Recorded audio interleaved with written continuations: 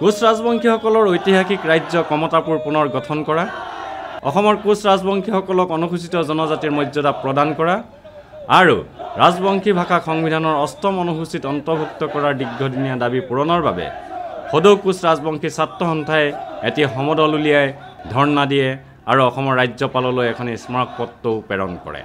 বুধবাৰে লতাশিল খেলপথাৰৰ পৰা ৰাজভৱনলৈ আক্ৰাছু, কোচ ৰাজবংশী মহিলা সমিতি আৰু চিলাৰাই সেনাই নৌ কমতাপুৰ, নৌ ৰেষ্ট, ডিভাইড আছাম বেংগল 50-50, তৰুণ গগৈ মুৰ্দাবাদ আদি ধ্বনিৰে ৰাজপথ মুখৰিত কৰি সমদল ধৰ্ণা কাৰ্যসূচী ৰূপায়ণ কৰে।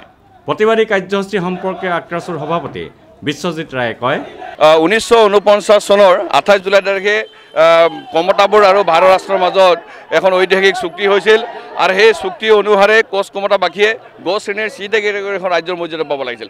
কিন্তু কোচ ৰাজবংশীসকলৰ সেই ৰাজ্য প্ৰাপ্তি দিয়াৰ সলনি বৰঞ্চ কোচ ৰাজবংশীৰ ঐতিহাসিক কমতাপুৰক পশ্চিমবংগ, বিহাৰ, বাংলাদেশ, মেঘালয়, নেপালত বিভক্ত কৰি কোচ ৰাজবংশীৰ যিটো একতাবদ্ধ সেইটো ধ্বংস কৰিলে। বৰঞ্চ সেউজীয়াভাৱে আমাৰ ঐতিহাসিক কমতাপুৰৰ মাজত বিভিন্ন জনগোষ্ঠীৰ পৃথক ৰাজ্যৰ দাবী উত্থাপন কৰিছে আৰু সেই দাবীবিলাক সমাধান কৰিবৰ কাৰণে আজি কেন্দ্ৰীয় চৰকাৰ আগবাঢ়ি গৈছে। ইয়াৰ জৰিয়তে কোচ ৰাজবংশীসকলক নিষেধ কৰাৰ এটা গভীৰ ষড়যন্ত্ৰ কৰিছে, যাৰ কাৰণে আমি সুদীৰ্ঘ দিন ধৰি কোচ কমতাবাসী ৰাইজে আমি ন্যায্য প্ৰাপ্তিৰ দাবত আমি আন্দোলন কৰিছোঁ আৰু 1968 চনৰ পৰাই আমি অসমৰ কোচ ৰাজবংশীসকলক জনজাতিকৰণৰ মৰ্যাদা বিচাৰি আন্দোলন কৰিছোঁ। এই দুৰ্ভাগ্যজনক কথা যে 1996 চনৰ তদানীন্তন কংগ্ৰেছ নেতৃত্বাধীন চৰকাৰ হিতেশ্বৰ শইকীয়াৰ প্ৰচেষ্টাত কোচ ৰাজবংশীসকলে জনজাতিৰ মৰ্যাদা লাভ কৰিলে।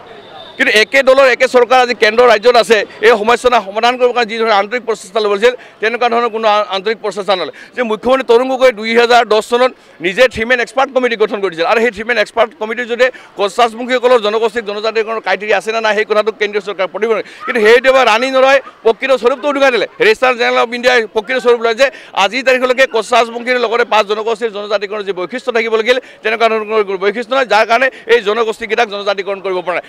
দীৰ্ঘদিনীয়া কোচ ৰাজবংশীয় সমস্যা অচিৰে সমাধান নকৰিলে এপ্ৰিল-মে মাহত 300 ঘণ্টীয়া অৰ্থনৈতিক অৱৰোধ, 1000 ঘণ্টীয়া কমতাপুৰ বন্ধৰ আহ্বান জনোৱা হ'ব বুলি আক্ৰাছুৱে চৰকাৰক সকীয়াই দিয়ে।